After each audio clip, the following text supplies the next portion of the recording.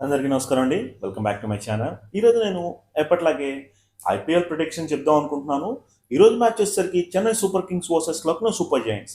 ఈరోజు ఏ టీం గెలుస్తుందని చెప్పి ఆసక్తిగా ఎదురు చూస్తున్నారా? నిన్నటి రోజున మనం ఏదైతే ముంబై అండ్ ఆర్ఆర్ మ్యాచ్ గురించి ప్రిడిక్షన్ అయితే చేశామో ఖచ్చితంగా అందులో ఏదైతే చెప్పామో అదే 100% అయితే జరిగిందని చెప్పి నేనైతే చెప్తున్నాను.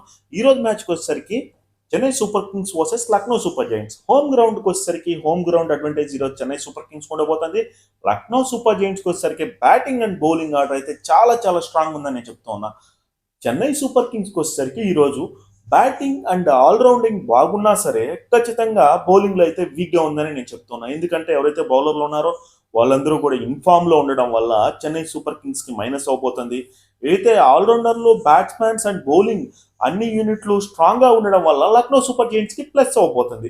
బ్యాటింగ్ ఆర్డర్లో వచ్చేసరికి KL Rahul, de Kock, Stoinis, Pooran and ఆల్రౌండర్లో కృణాల్ పాండ్యా వీళ్ళంతా కూడా సూపర్ ఫామ్లో ఉండేసరికి ఈరోజు ఎల్ఎస్జి 100%లో ఖచ్చితంగా 65% ఈ మ్యాచ్ గెలిచే అవకాశం ఉందని చెప్పి నేనైతే చెప్తూ ఉన్నా.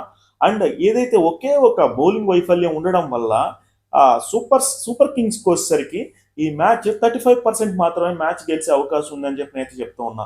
చెన్నై సూపర్ కింగ్స్కి వచ్చేసరికి ఏదైతే బ్యాట్స్మెన్స్ ఉన్నారో అజింక్య రహానే, రిచన్ రవీంద్ర అండ్ రవీంద్ర జడేజా అండ్ శివం దూవే, మోయిన్ అలీ ఈ విధంగా బ్యాటింగ్ ఆర్డర్ స్ట్రాంగ్గా ఉన్నా సరే, ఎన్ని పరుగులు చేసినా సరే బౌలింగ్ బాగా లేకపోవడం వల్ల ఆ పరుగుల్ని అడ్డుకట్ట వేయలేకపోతున్నారు. అందుకని చెప్పి ఎవరైతే నెక్స్ట్ బ్యాటింగ్ వస్తున్నారో వాళ్ళైతే వీళ్ళు ఎంత టార్గెట్ చేసినా సరే ఆ టార్గెట్ని సింపుల్గా చేస్తున్నారు.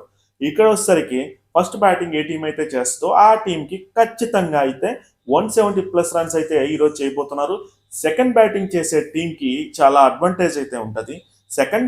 సెకండ్ బౌలింగ్ చేసే టీం కనుక కట్టుదిట్టంగా బౌలింగ్ వేయగలిగితే సెకండ్ బ్యాటింగ్ చేసే వాళ్ళకి కూడా ఇబ్బంది జరిగే అవకాశం ఉంది. ఇక్కడ సెకండ్ బ్యాటింగ్ టైంలో ఏం జరగబోద్ది అంటే చెన్నై గ్రౌండ్స్లో అండ్ సముద్రానికి దగ్గరగా ఉంటుంది కాబట్టి డ్యూ ఎఫెక్ట్ అనేది చాలా ఎక్కువగా ఉంటుంది. ఆ డ్యూ ఎఫెక్ట్ ఖచ్చితంగా బ్యాట్స్మెన్స్కి అయితే అనుకూలంగా అయితే ఉంటుంది.